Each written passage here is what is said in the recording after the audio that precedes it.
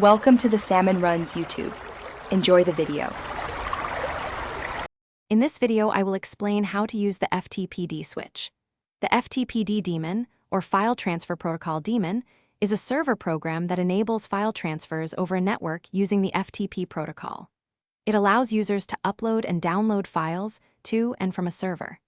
Understanding its configuration is crucial for managing remote file access efficiently and securely. We'll cover its core functions and how to get started with basic setup.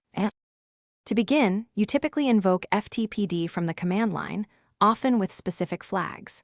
For instance, the L flag enables logging of all FTP sessions, which is incredibly useful for monitoring activity. The D flag, or debug mode, provides detailed output for troubleshooting. You might also use it to specify an authentication file.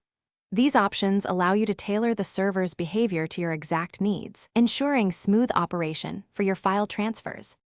Security is paramount when operating an FTP server.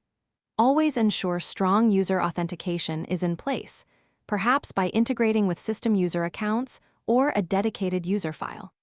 Consider using FTPS, which adds a layer of TLS or SSL encryption to protect data in transit, preventing eavesdropping and tampering. Restricting access to specific directories and implementing firewall rules are also vital steps to safeguard your server and its valuable data from unauthorized access.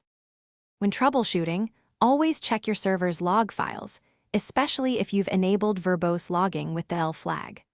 Common issues include incorrect permissions, firewall blocks on port 21, or misconfigured user accounts.